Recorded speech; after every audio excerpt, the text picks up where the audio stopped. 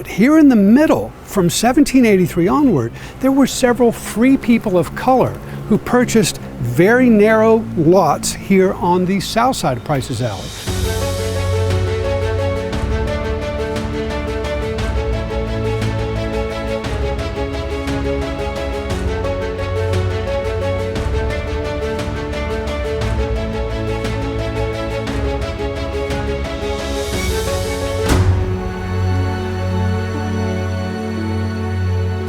Hi, this is Nick Butler from the Charleston County Public Library, and I'm here today downtown Charleston on the west side of Meeting Street because I want to talk to you about Price's Alley.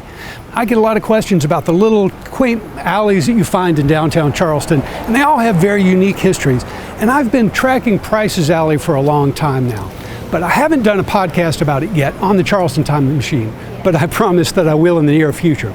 But today I wanted to give you just a brief synopsis of this very interesting history of Mr. Price's Alley. So it was named after a real man named Hopkins Price, who died in 1781. And Hopkins Price owned all the property that you see behind me on the west side of Meeting Street, about 175 feet back to number 41 Meeting Street. That was the southern end of Mr. Price's property. And Mr. Price was a Welshman, and he came to Charleston sometime in the early 1740s. He had a brother in town called Rice Price, and he acquired this property by marrying a widow in 1748. This was a tan yard on the west side of Meeting Street that belonged to a man named Robert Steele. Robert Steele died in the early 1740s, and Hopkins Price married Mrs. Steele, married the widow, and acquired this large tan yard that stretched about 175 feet, maybe a little less, on this west side of Meeting Street, and about 450 feet deep.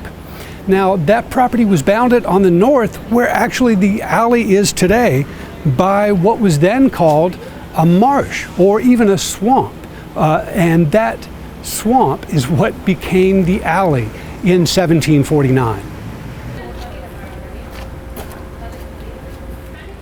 So in October of 1749, a bricklayer here in Charleston named Humphrey Summers got a grant from the provincial government for this marsh or swamp that was here between lot number 195 to the south and lot 247 to the north.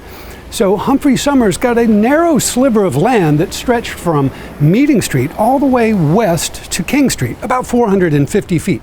So there was one stipulation that went along with this swamp or marsh grant in October of 1749. Humphrey Summers had to promise the government that he would build and maintain forever in perpetuity a 10-foot wide causeway.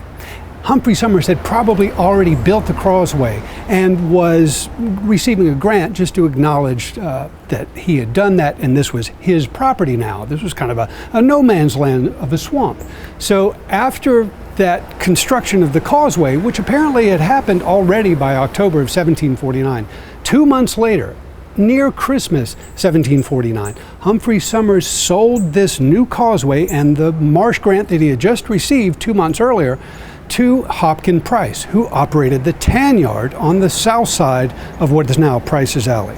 So tan yards, like other industrial kinds of operations like soap boiling in early Charleston, were kind of noisome, stinky kind of operations where they're taking animal hides and they are fermenting them in things like lye and water and urine to remove the bristles and so forth to create cured animal skins for riding and for clothing and all kinds of other leather purposes. So it's kind of an industrial operation, that tan yard here on the south side of the alley. Well, Humphrey Summers sold his new grant and this 10-foot wide causeway to his neighbor, Hopkins Price, in December of 1749. In the deed where Summers is selling that to Mr. Price, it's called Summers Alley. So this causeway, which was created in 1749, was briefly known as Mr. Summers Alley in 1749. But starting in late December 1749, it became known as Mr. Price's Alley. And that's the name we still have today. So Hopkins Price had an industrial tan yard here on the south side of Price's Alley. He didn't necessarily reside here. He became a wealthy man.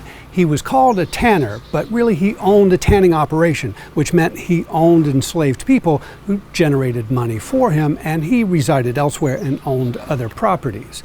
So in the late colonial period, for really much of the middle of the 18th century, there would have been enslaved people working on the south side of this alley, working at a very stinky kind of operation.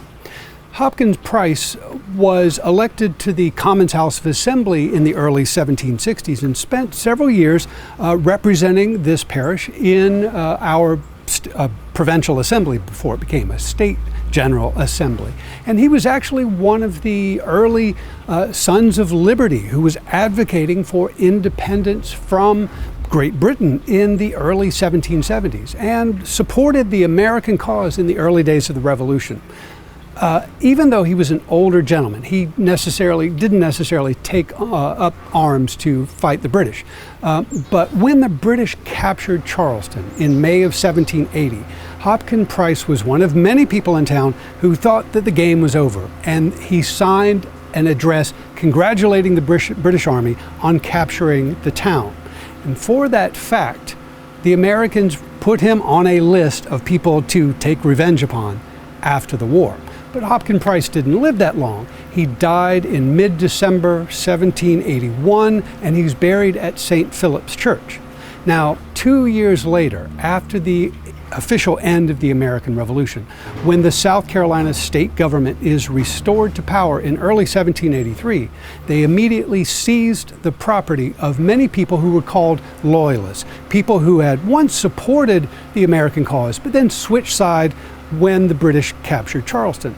So Hopkins Price's property here on Price's Alley and elsewhere was seized, and it was resold by the state government in 1783.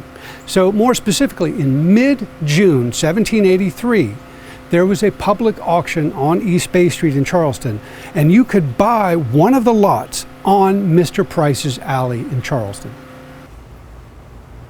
So the subdivision of Hopkins Price's property in 1783 included 13 lots. So behind me on Meeting Street to the east were larger lots, approximately 175 feet or so along the west side of Meeting Street, some larger lots. And behind you on King Street at the west end, about 450 feet deep, there were some larger lots facing King Street as well. But in between were a number of smaller lots. And so from 1783 onward, when these sites were first auctioned off, there were affluent white folks who bought the property at the east and west end, the larger lots facing King Street and Meeting Street. But here in the middle, from 1783 onward, there were several free people of color who purchased very narrow lots here on the south side of Price's Alley. So Leander Fairchild was one of those people. Leander Fairchild had been a slave. He purchased his freedom in 1770. In 1783, he bought one of the lots here and built a small wooden house that was in his family for almost 100 years. And there were other small lots similar to that here on the south side of Price's Alley. Skip forward to the 20th century. In the mid-1950s, Price's Alley was one of those places in Charleston that had fallen on hard times. And there were a number of small tenements in this property that were crowded with people, and poverty was rife. And so in an effort to gentrify the city of Charleston, to make Charleston more palatable, to make it more attractive to tourists, Price's Alley was one of those places that was slated for cleanup. So in the mid-1950s, Price's Alley was paved with asphalt for the first time. But really, it's still predominantly the 10-foot wide causeway that Humphrey Summers created in 1749. Of course, the marsh, the swamp, has all been filled in, but there is still a drainage pumping station on the north side of Price's Alley. And those smaller tenements that were on the south side of Price's Alley, that were really the continuation of those free people of color who had bought property here in the 1780s, Those small wooden tenements were torn down in the name of gentrification in the 1950s. So if you take a walk down Price's Alley today, it's a very picturesque site with some amazing views of intimate small gardens and some very attractive houses. But you see very little of the original fabric from that post-Revolutionary War period when the property was subdivided, and there were a mix of both black and white people living in this neighborhood. Price's Alley is just one place in Charleston among many that have very rich, deep, and colorful stories. And I enjoy digging into the documentary evidence of these sites and telling you about these interesting stories. So I hope you've enjoyed this brief tour of Price's Alley. So when you're in Charleston next time, just take a short stroll down Price's Alley, just 450 feet long, and you won't regret it. Thanks a lot. I'm Nick Butler at the Charleston County Public Library, and I'll see you in the future.